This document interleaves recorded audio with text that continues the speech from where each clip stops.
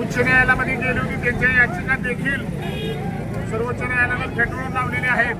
त्यामुळं येणाऱ्या काळामध्ये आरक्षण उपकरण निश्चित होईल आणि ते मुख्यमंत्र्यांनी करावं अशी आजच्या मोर्चाच्या वतीने आम्ही त्यांना विनंती करत आहे. आरक्षण उपवर्गीकरण, आरक्षण उपवर्गीकरण.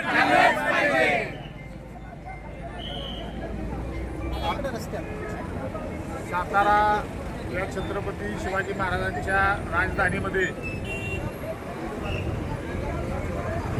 सकल समाजाच्या वतीनं एक प्रचंड अशा पद्धतीचा मोर्चा हा आरक्षण वर्गीकरण तात्काळ करण्यात यावं, अनुसूचित जाती पूर्ण यासाठी आज काढण्यात आला. मी सांगली जिल्हा मातंग समाजाच्या वतीनं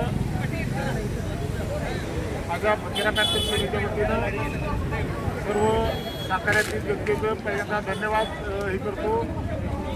अनुसूचित जातीच्या वंचित घटकांना न्याय मिळाला पाहिजे ही भूमिका घेऊन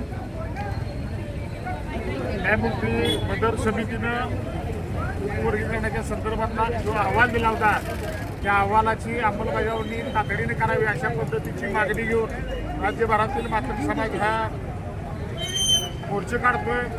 अन्य काही राज्यामध्ये अनुसूचित जातीचं वर्गीकरण लागू झालेलं आहे, त्याच पद्धतीने महाराष्ट्र शासनानं सुद्धा ते लागू करावं.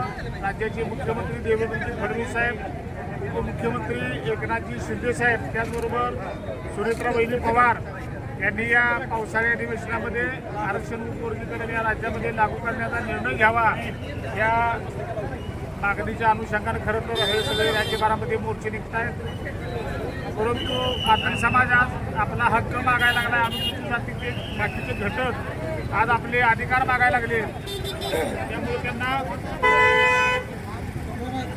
आंबेडकर विरोधी किंवा घटनाविरोधी किंवा संविधान विरोधी अशा पद्धतीनं त्यांना हिणवले जाते. परंतु बुद्धाचा जो विचार आहे भवतु सर्व मंगलम, सर्वांचं कल्याण झालं पाहिजे, हाच विचार घेऊन बाबासाहेबांनी सुद्धा उपेक्षित वंचित घटकांना सामाजिक न्यायाच्या प्रवाहात आणण्यासाठी जे काम केलेलं आहे, जे संविधानाचं काम आहे, तेच मागणी घेऊन आज राज्यातील मातंग समाज आरक्षणाचे वर्गीकरण करायच्या.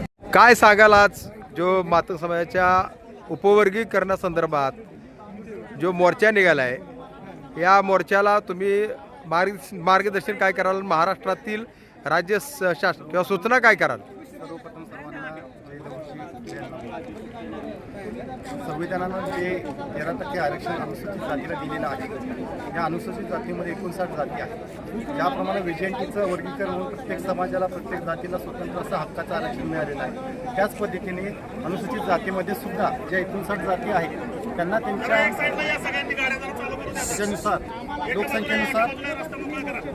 लोकसंख्येनुसार त्यांना आरक्षण मिळणे आता काळाची गरज आहे.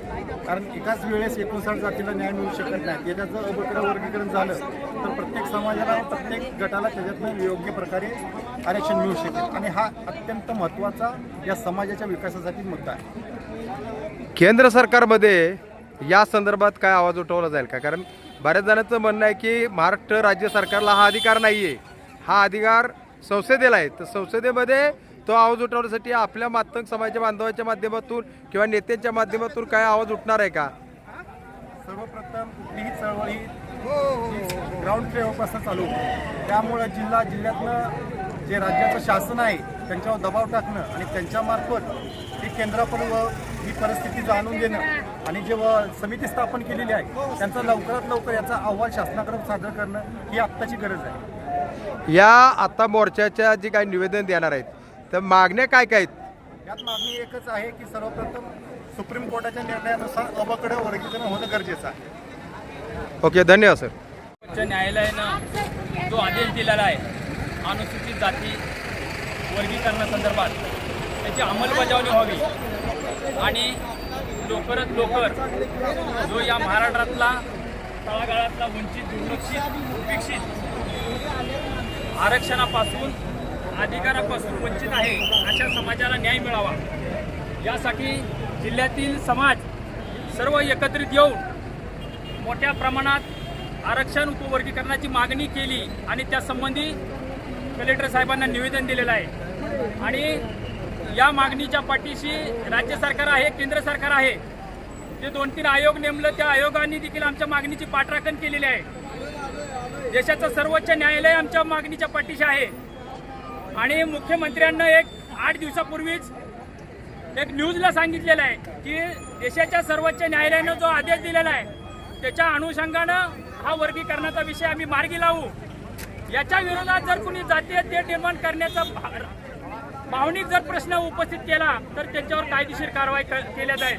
म्हणून या महाराष्ट्रातल्या आणि विशेष जिल्ह्यातल्या समाजाला मी या मोर्चाच्या निमित्तानं आव्हान करतो.